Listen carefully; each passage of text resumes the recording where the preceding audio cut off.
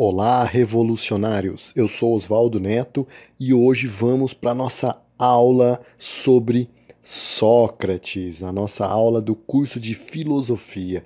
Eu aguardo o comentário de cada um de vocês, as sugestões, e nós vamos seguindo o nosso curso de filosofia, entendendo essa matéria, filosofando. Para quê? Para que nós possamos ser a revolução que o nosso país precisa, que a nossa comunidade precisa, que a nossa vida precisa.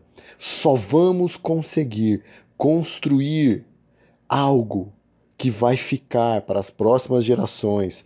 Só vamos conseguir construir uma sociedade boa, um governo espetacular, através dos nossos questionamentos frente a cada um dos problemas atuais.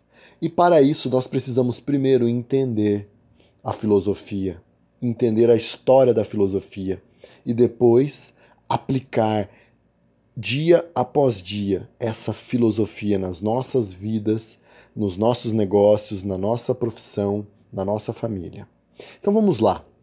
A filosofia, ela é dividida entre pré-socráticos, e nós estudamos isso. Se você não estudou, corre lá e estuda no nosso curso de filosofia. Nós falamos sobre a mitologia e nós chegamos num momento muito importante, que é onde nós vamos falar sobre Sócrates. Sócrates foi uma figura emblemática. Sócrates foi um filósofo que deu origem à filosofia como ela se desenvolveu e a filosofia como ela deve seguir. Por quê? Porque Sócrates criou um método de questionamento da realidade. Ele criou um método filosófico e ele chamava esse método de maêutica. Maêutica, no grego, significa parto, parir, dar à luz. Então ele falava que a maêutica era a forma de parir ideias. E esse método de Sócrates, ele era dividido em 4 pilares, 4 grandes pilares. E esses pilares que baseavam o método de Sócrates. Um método onde a filosofia ela passa a ser muito mais existencial. Ela passa a ser uma filosofia onde o ser humano deixa de olhar um pouco para as questões da natureza, como eram os pré-socráticos, filósofos da natureza, e começa a olhar para dentro de si, começa a olhar para os seus questionamentos. E ali na Grécia e ali em Atenas, o berço da filosofia, onde nasceu Sócrates, depois veio seu discípulo Platão, Aristóteles, e aí foi se desenvolvendo todo o pensamento filosófico. Ali foi o berço dessa filosofia mais humanista, dessa filosofia que olhava o ser humano e tentava entender os questionamentos da alma humana.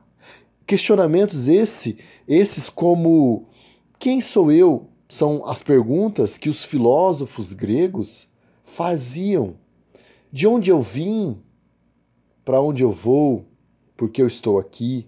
O que eu posso fazer? Então eram perguntas que o ser humano questionava. E aí eles até achavam algumas respostas.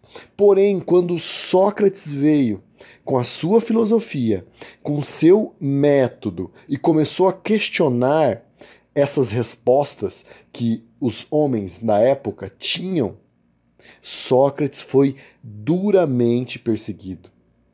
Sócrates foi condenado à morte. Ele foi condenado a tomar um copo de cicuta, que era um veneno usado na época para condenar pessoas à morte. Um veneno. Ele tomava aquele veneno e ali ele sofria a morte. Então ele foi condenado e ele enfrentou. Ele foi condenado e ele foi até o final, ele não fugiu. Mas tá, se Sócrates ele era esse filósofo, esse revolucionário, por que ele foi condenado à morte? A sociedade da época não estava preparada para as ideias que Sócrates tinha. E até hoje, para pensar, você acha que o governo, você acha que a sociedade hoje, eles estão preparados para uma revolução? Eles estão preparados para pessoas que pensam?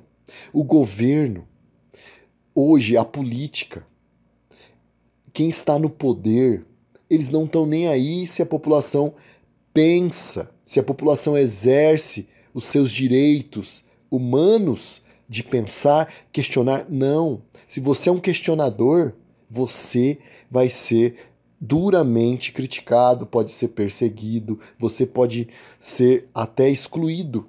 Todas as pessoas que querem ir além, todas as pessoas que querem dar um passo a mais, eles têm que pagar esse preço. Então Sócrates foi condenado à morte. E olha só a acusação contra Sócrates. Sócrates, ele era acusado de corromper a juventude. Ele era acusado de desacreditar nos deuses, de levar as pessoas a questionar os deuses, levar os jovens a ser questionadores, levar os jovens à corrupção. Ele foi acusado de ir contra a democracia, porque ele dizia o seguinte: a democracia é o seguinte, se o ser humano, se a pessoa, ela não tem muito questionamento, ela não tem muito caráter, quem tem uma eloquência maior ganha, persuade essas pessoas para que elas votem nesses políticos. E isso nós vemos até hoje. Até hoje isso acontece. Quem tem poder persuasivo, quem tem dinheiro para gastar em campanhas políticas, para aparecer na mídia, e são pessoas que ganham. Por quê? Porque uma boa parte da população não se dão ao luxo de questionar, não se dão ao luxo de serem filósofos. Então, Sócrates, naquela época, foi um revolucionário. Pois bem, Sócrates não deixou nada escrito. Nada escrito. Então, nós temos consciência de Sócrates através dos seus discípulos e através dos filósofos da época que escreveram coisas sobre Sócrates. Tá? Então, você pode encontrar os escritos de Platão, você pode encontrar sobre Sócrates em outros citações de outros filósofos da época. E Sócrates, ele passou para a história, sabe, como um dos mais importantes filósofos de todos os tempos. Mas não apenas pelas suas qualidades pessoais ou honestidade, não, nada disso, mas porque ele elaborou pela primeira vez na história uma ética fundamentada em bases racionais e a maneira como ele concebeu. Então ele sistematizou, ele deu corpo para a filosofia. Ele acreditava que deveria ter uma sistematização do pensamento, para que realmente esse pensamento pudesse nascer. Então, o que ele nos transmitiu foi uma maneira de aplicar a filosofia de grosso modo, tá? E é uma forma de questionar a forma lógica, questionar o que nós fomos acostumados a acreditar. E as crenças. Então Sócrates, eu costumo dizer que Sócrates ele foi o pai do coaching, porque naquela época, através de perguntas poderosas, ele destruía crenças e ele fazia com que as pessoas parissem ideias. Esse era o método socrático. Então vamos lá aos 4 pilares do método socrático. O primeiro pilar ele chamava de exortação. Era o convite que Sócrates fazia para trazer as pessoas ao diálogo. Então era o convite, era a exortação. Ele muitas vezes até de uma forma provocativa instigava essas pessoas ao diálogo. ao questionamento. Depois da exortação vinha o segundo pilar, que era a indagação, era onde o método começava a indagar um tema. Então, por exemplo, política. Ele convidava, provocava as pessoas, traziam as pessoas para o convite ali do questionamento e ele lançava um tema, política. E ele começava a indagar sobre esse tema. O terceiro passo era a ironia. Era onde ele destruía o argumento, sabe, que a pessoa já tinha. Era onde Sócrates destruía a crença que a pessoa tinha. Talvez uma crença irracional. Talvez uma crença que não fazia sentido. E ele começava a quebrar de forma irônica. Ele começava a questionar. E o quarto e último pilar era o nascimento de uma ideia, que é a maêutica, propriamente dita. Então ele exortava, ele indagava, ele ironizava e ele fazia as ideias nascerem, ok? Então esse método é o método socrático, pelo qual Sócrates ficou famoso, ficou conhecido, e pessoas que vieram, filósofos que vieram pós-Sócrates, começaram a seguir esse método extraordinário, ok? Sócrates, ele era uma pessoa que, além dele sistematizar, além dele começar todo esse questionamento, ele era visto ali como um revolucionário. E por isso que ele foi condenado à morte. Por isso que ele foi obrigado a tomar ali um copo de cicuta. Sócrates, ele tinha uma frase. Ele falava que a sabedoria não era conhecer muita coisa, não era estar cheio de conhecimentos, mas a sabedoria era a humildade em dizer que talvez não se saiba de algo e que você vá buscar a resposta. Então ele falava assim: só sei que nada sei. Acho que você já ouviu essa frase. Então a filosofia, com o seu berço na Grécia, principalmente em Atenas, com Sócrates, foi o berço não só da filosofia, mas da política. É por isso que a política ela tem uma ligação muito forte com a filosofia, porque a política ela deveria ser a resposta das indagações filosóficas da humanidade a respeito de vida, a respeito de vivência em comunidade, a respeito de crescimento. Nós vamos ver em Platão o pensamento platônico, vamos ver sobre a ética, o belo, o bom.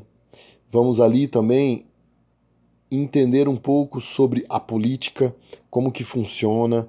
Durante todo esse curso nós vamos entender um pouco. Nós vamos entender um pouco sobre a república, a ideia do governo ideal que Platão tanto discutiu e tanto defendeu, tá?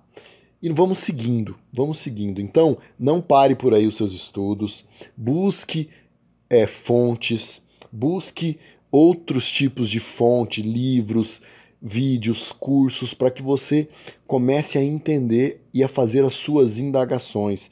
Se você, todas as vezes que você for discutir sobre um tema, primeiro, faça a exortação, segue o método. Segundo, comece a indagar o tema, o porquê daquele tema. Terceiro, aí usa de ironia, tenta destruir o argumento. Porque fazendo isso, você vai fazer perguntas poderosas a si mesmo e isso vai gerar um entendimento muito mais profundo e poderoso. Ok? Então, para que nós possamos aqui finalizar, eu quero finalizar contigo. Eu quero finalizar aqui contigo com uma citação de Sócrates. Então Sócrates, quando estava ali perante os juízes, quando ele foi julgado e condenado à morte, ele encerra o seu discurso da seguinte forma: mas já é hora de nos retirarmos, eu para morrer, vós para viverdes. Entre vós e mim, quem está melhor? Isso é o que ninguém sabe, exceto Zeus.